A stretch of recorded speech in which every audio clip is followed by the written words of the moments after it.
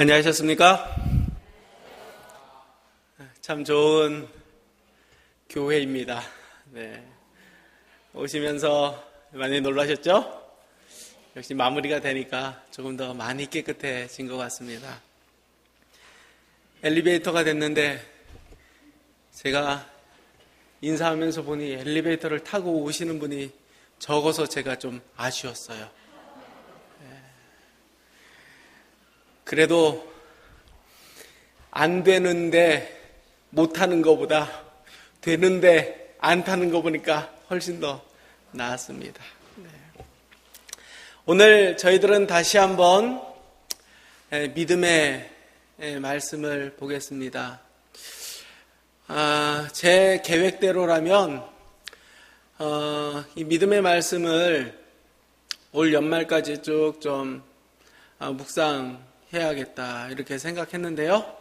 네, 시간이 부족해요.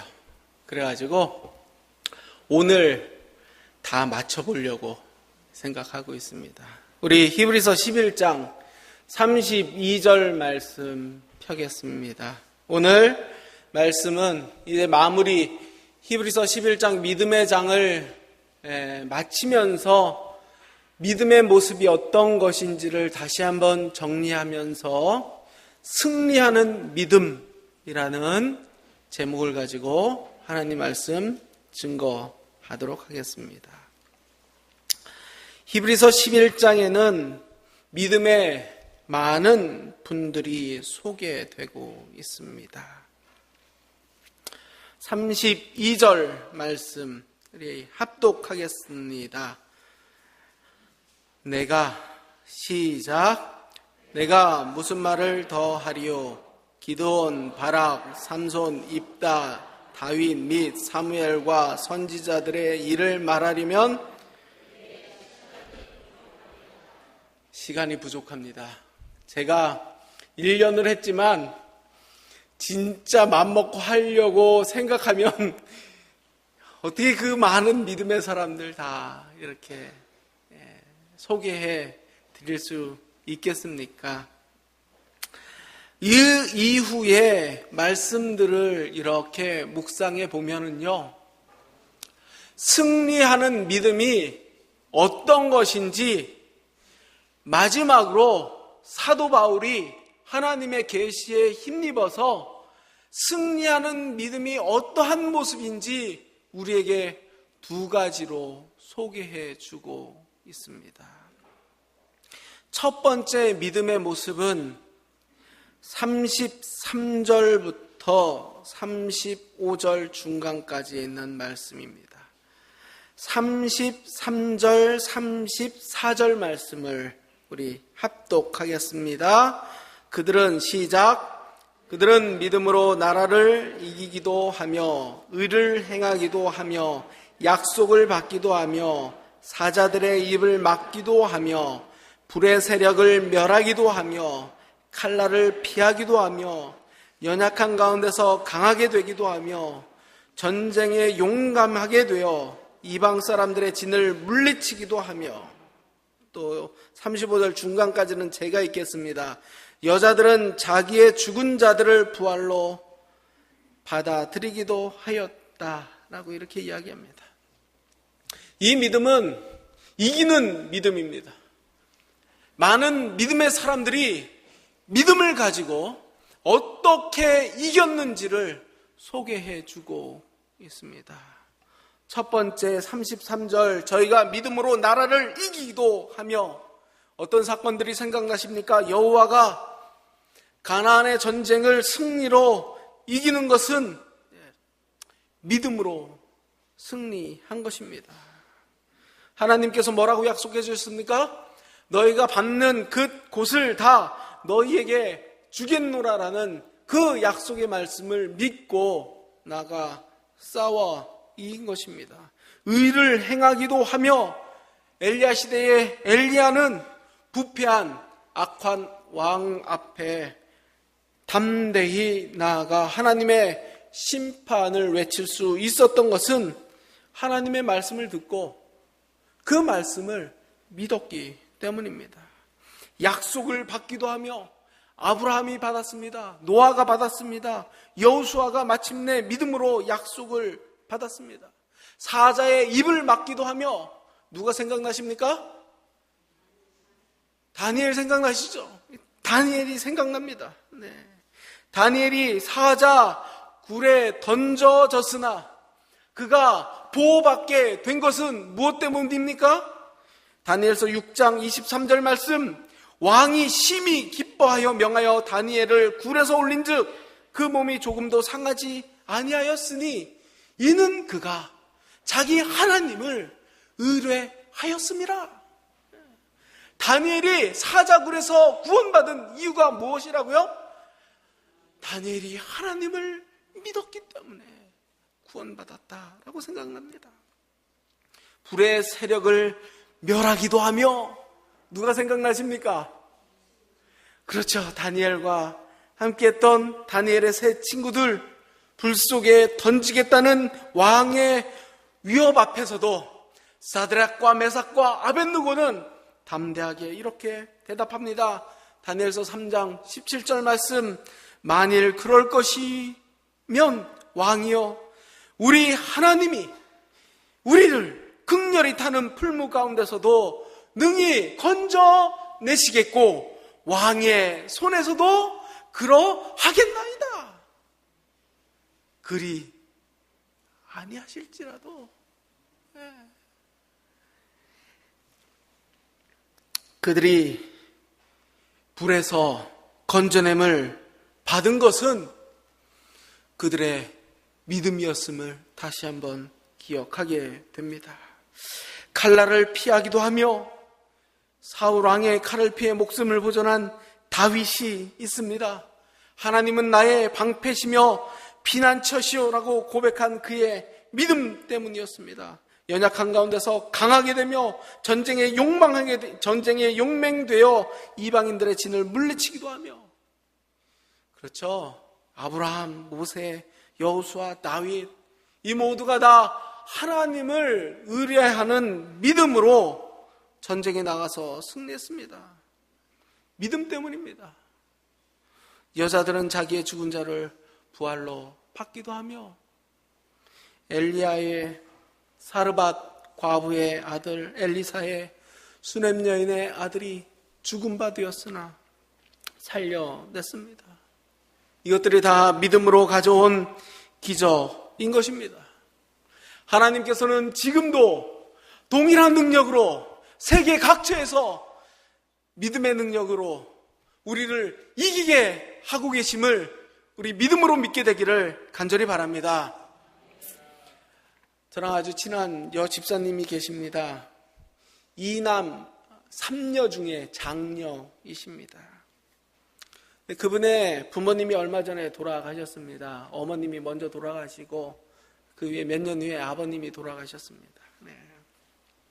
이 여집사님이 젊었을 때에 얼마나 이 재림신앙 때문에 부모님한테 핍박을 많이 당했는지 모릅니다. 성경책 막 그냥 다 불치워버리고 막 예언의 신 읽고 있으면 가서 다 찢어버리고 막 머리도 잘리게 하고 막 집에서 쫓겨나기가 부지수고 막 교회에서 울면서 사는 그런 얘기를 가끔씩 해주셨어요. 그런데 얼마나 그 성경과 증언의 말씀이 좋은지 그 말씀을 숨어서 그렇게 읽고 있었습니다. 근데 이 부모님이 철저한 불교 집안이라 늘 그렇게 핍박을 당했습니다. 그러다가 우리 재림 교회 안에서 결혼하시고 가정을 꾸미면서 살았습니다. 근데 이 집안에 그 5남매가 있는데 신앙이요. 이제 우리 집사님은 우리 재림교회 신앙이고 둘째 여동생은 천주교인이세요. 천주교가 얼마나 독실하신지 이사를 가도 성당 옆으로 가세요. 그 정도로 열심히신 천주교인이시고 셋째 여동생은 기독교인이세요.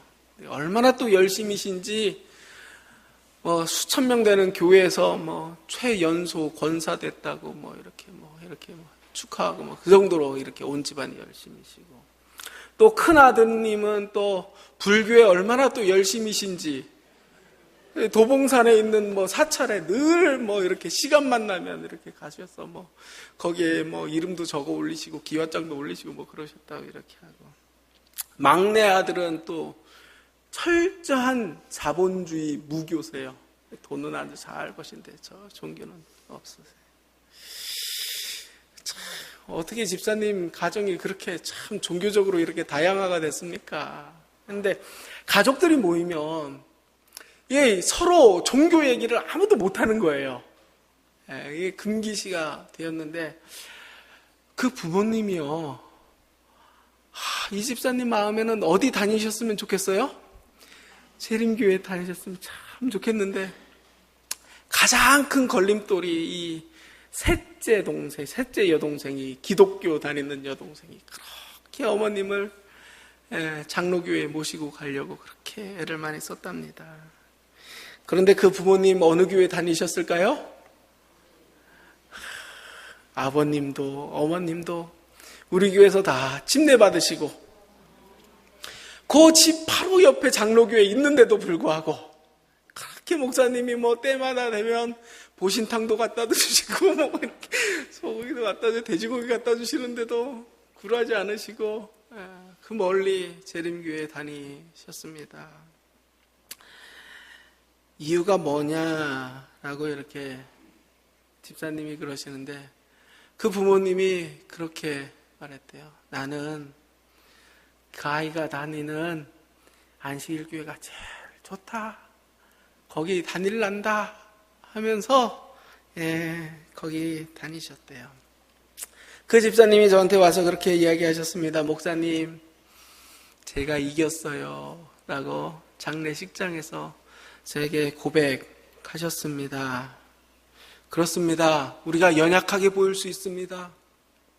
우리의 기도가 응답되지 않는 것처럼 보일 수도 있습니다. 하지만 하나님께서 우리의 믿음을 받으시고 분명히 이기게 해주시는 믿음이 있다라는 이 사실을 함께 믿게 되기를 간절히 바랍니다.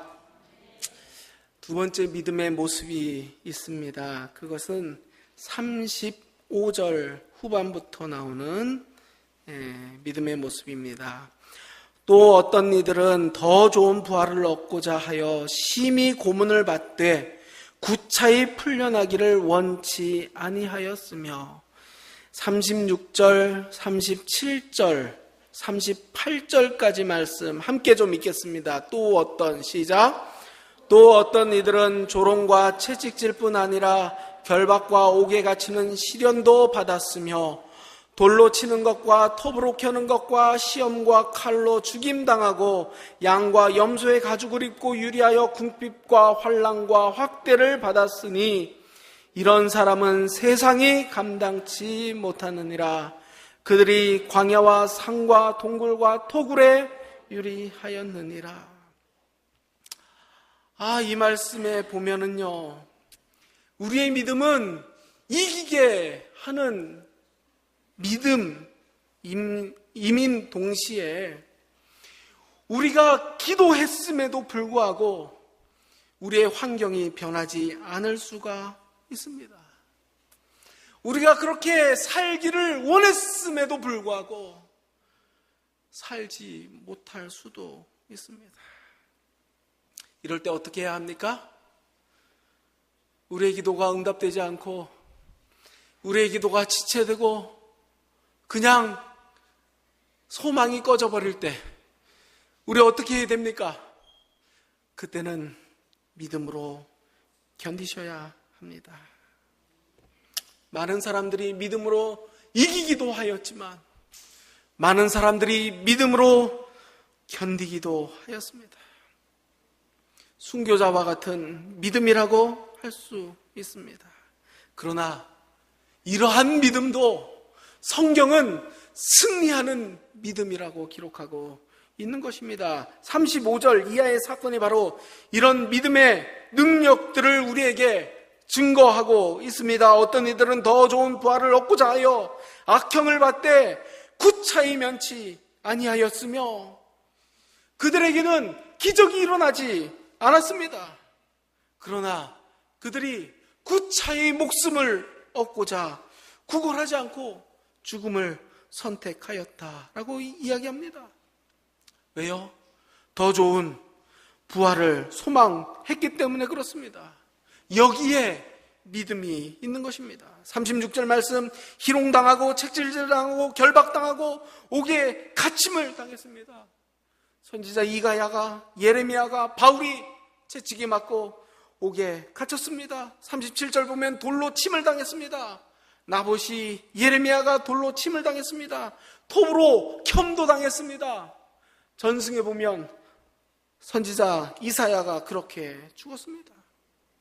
칼로 죽임을 당했습니다. 침례 요한이, 야고보가 칼로 순교하였습니다. 더러는 밖에를 피하여 양과 염소의 가죽을 쓰고 피해 다니며 광야를 떠도는 삶도 다녔습니다. 그들에게는 기적이 일어나지 않았어요. 얼마나 간절히 기도했을까요? 나의 가족들과 나의 성도들을 하나님 구원해달라고 그들이 얼마나 간절하게 기도했을까요? 그러나 기적은 일어나지 않았어요. 그러나 그들은 믿음으로 지키고 믿음으로 버티고 믿음으로 인내했습니다. 우리가 신앙생활을 하다 보면 믿음으로 이기는 사람들만 믿음이 대단하다 이렇게 생각할 수가 있습니다. 만약 그렇다면 오늘 이 저녁 우리는 다시 한번 십자가에 달려 죽으신 예수 그리스도를 마음속으로 묵상할 필요가 있습니다. 예수님을 조롱하는 사람들이 예수님에게 무엇라 얘기했습니까? 내가 메시아거든 그곳에서 뛰어내려오라. 내가 만일 메시아거든 왜 가만히 있느냐고 조롱하였을 때 예수님 어떻게 하셨습니까? 그렇죠. 우리가 잘 아는 대로 그렇게 아무 힘 없이 그렇게 아무 저항 없이 그곳에서 당신의 받은 사명을 감당하셨습니다. 내 뜻대로 마옵시고 누구의 뜻대로요? 아버지의 뜻대로 하고 기도하며 돌아가셨습니다.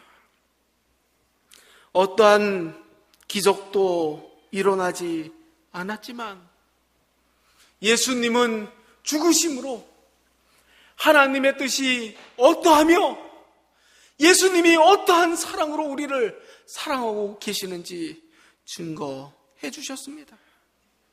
예수님이 실패하셨습니까? 그렇지 않습니다. 기적이 일어나기보다 기적을 감내하며 하나님의 뜻을 순종하는 것도 인내하는 승리하는 믿음임을 우리 다 함께 기억하게 되기를 간절히 바랍니다. 38절 가로 속에 있는 말씀 다 함께 좀 다시 한번 읽어보겠습니다. 이런 사람은 시작. 이런 사람은 세상이 감당하지 못하리라.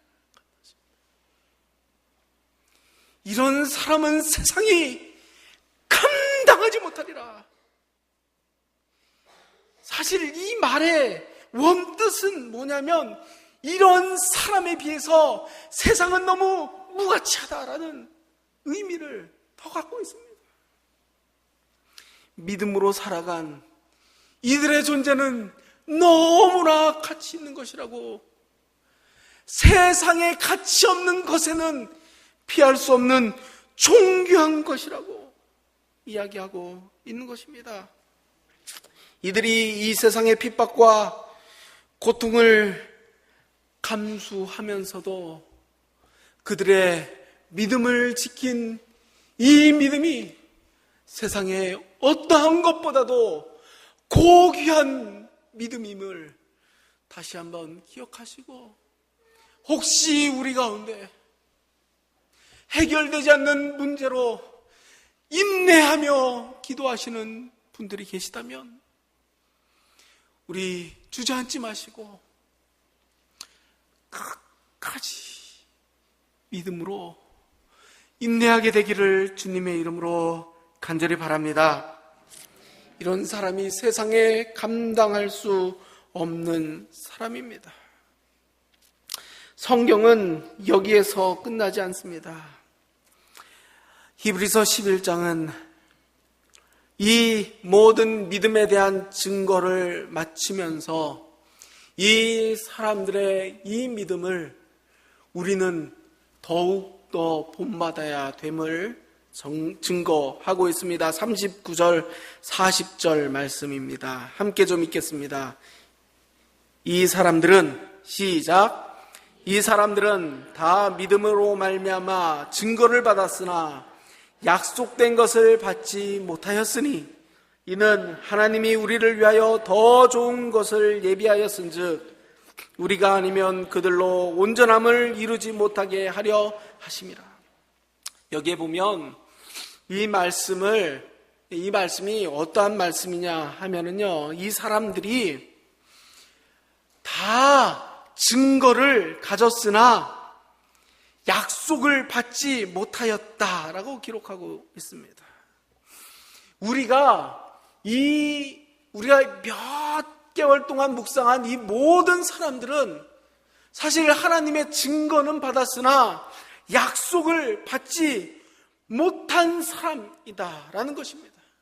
그러나 오늘을 사는 우리들은, 그리고 지금 히브리서 11장을 기록하고 있는 신약시대를 살아가는 우리 모두들은 약속을 받았다라는 것입니다. 거기 그 사람들은 다 믿음으로 말미암아 증거를 받았으나 약속된 것은, 이 약속은 그냥 그 약속이 아니라 그 약속된 것은, 이 앞에 정관사가 있습니다. 그 약속된 것은 받지 못했다라는 것입니다. 그것은 예수 그리스도에 대한 약속을 의미하고 있습니다. 구약의 성도들은 믿음으로 많은 믿음의 체험들을 하였다라는 것입니다. 그러나 약속된 메시아가 이 땅에 오신 것은 보았다고요? 보지 못했다고요? 보지 못하였으나 우리는 무엇했어요? 그 약속을 보았어요. 성경의 기록을 우리는 지금 읽고 있어요. 역사 속에서 예수님께서 어떠한 역사를 이루었는지 우리는 분명히 볼 수 있어요. 구약시대의 사람들은 삶과 죽음과 부활에 대해서 막연히 생각했습니다. 그러니까 예수님 오신 당시에도 사두개인들과 바리새인들이 부활이 있느냐 없느냐에 따라서 싸우지 않았습니까? 그러나 우리들은 이제 예수님을 믿는 사람들이 어떠한 죽음으로 죽고 어떠한 부활로 살지를 분명히 보았습니까? 분명히 보았습니다. 그렇습니다. 그런 의미에서 우리들은 구약의 성도들이 희미하게 보았던 것을 이제 실제로 경험하며 살아가기 때문에 우리의 믿음 생활들은 그들보다 더 나은, 그들의 신앙을 완전케 하는 그러한 신앙이어야 된다라고 성경은 말하고 있는 것입니다. 그러면서 히브리서 12장 1절 2절 말씀입니다. 그렇다면 정말 중요한 질문입니다.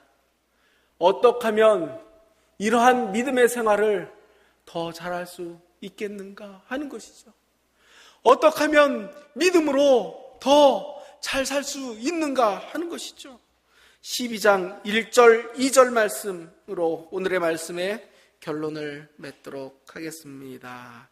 이러므로 함께 읽겠습니다. 시작. 이러므로 우리에게 구름같이 둘러싼 허다한 증인들이 있으니 모든 무거운 것과 얽매이기 쉬운 죄를 벗어버리고 인내로써 우리 앞에 당한 경주를 하며 믿음의 주요 또 온전케 하시는 이인 예수를 바라보자. 그는 그 앞에 있는 기쁨을 위하여 십자가를 참으사 부끄러움을 개의치 아니하시더니 하나님 보좌 우편에 앉으셨느니라. 어떻게 하면 우리는 이 믿음의 경주를 완주할 수 있겠습니까? 우리는 믿음으로 바라보아야 합니다. 믿음으로 바라보아야 합니다. 무엇을 바라봐야 합니까? 무엇을 바라봐야 합니까? 예수 그리스도를 바라봐야 합니다. 믿음으로 내 자신을 바라보는 것 아닙니다. 믿음으로 우리의 눈은 항상 예수 그리스도를 바라보아야 할 것입니다. 믿음의 주요 또 우리를 온전케 하시는 분이신, 따라 하시겠습니다. 예수를 바라보자. 예수를 바라보자. 그렇습니다. 예수를 바라보면서 사셔야 할 것입니다. 어떤 분이 이러시더라고요. 살아도 누구? 살아도 예수. 한번 해보실래요? 살아도 예수 하셔야 돼요. 살아도 예수님 하십시다. 살아도 살아도 제가 하면 예수님 하시는 겁니다. 이게 자주 해야 되는데 가끔씩 하다 보니까 이게 착착 안 맞는 수가 있어요. 그냥 예수님만 하시면 될 것 같습니다. 살아도 죽어도 일해도 놀아도 노래해도 모두가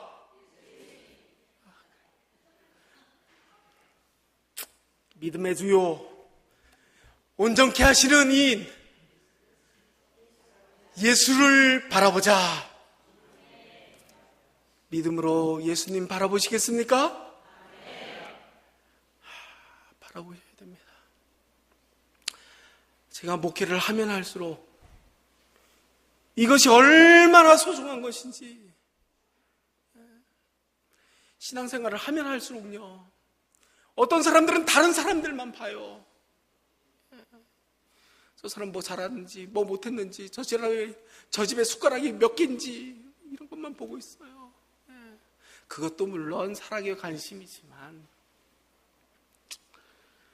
예수님 바라보는 게 너무 중요하다는 생각이 듭니다.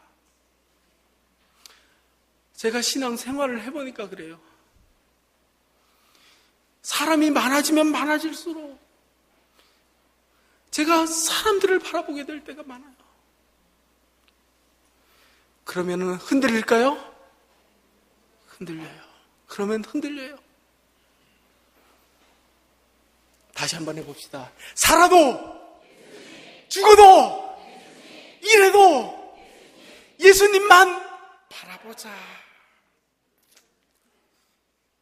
나의 인생의 목표를 예수님에게로만 고정하시고 그 어떠한 것도 나의 인생의 주목거리요, 나의 인생의 시험거리요, 내 자신의 약함을 바라보고 좌절하지 않는 우리 모든 믿음의 가족들 되기를 주님의 이름으로 간절히 바랍니다.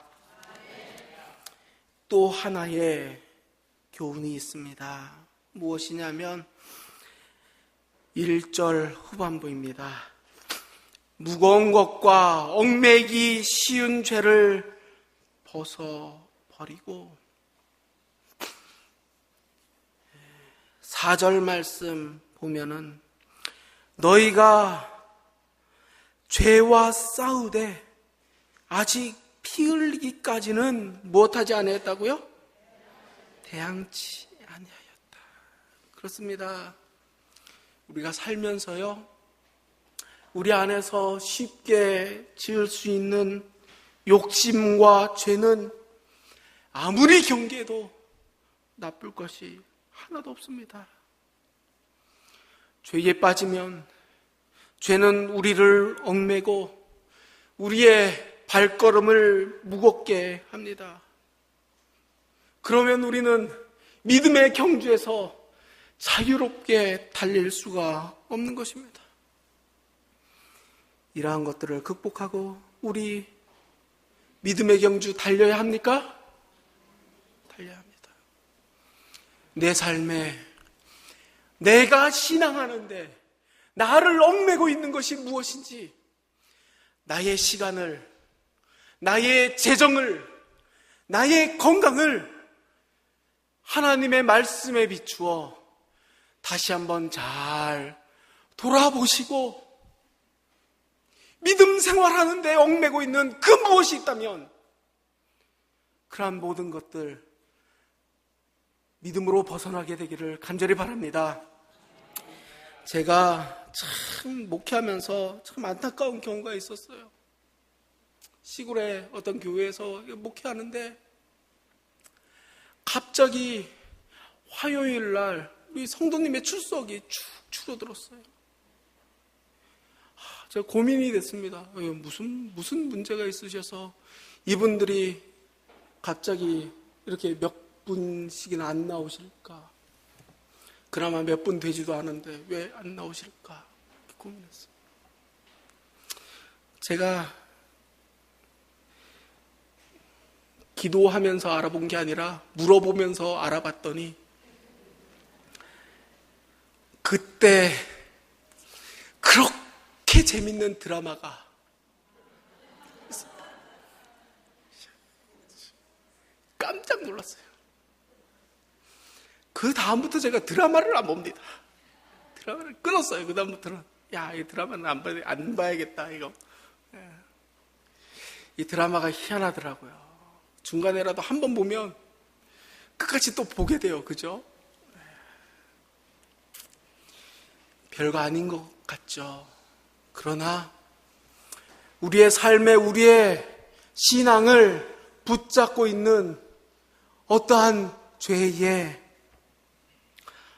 허물들, 얽매이기 쉬운 죄들이 늘상 우리에게 있음을 우리 함께 기억하시고 이러한 것들 하나씩 하나씩 벗어내서 정말 믿음의 경주를 하는데 우리 주저함 없이 달릴 수 있도록 우리의 주의를 잘 돌아보게 되기를 간절히 바랍니다.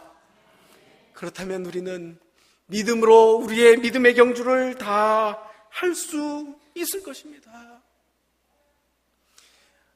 라합이 그렇게 말하지 않습니까? 나같이 험한 인생 살아온 여인도 승리했는데 왜 여러분들 주저앉아 계십니까? 사라도 그렇게 말하지 않습니까?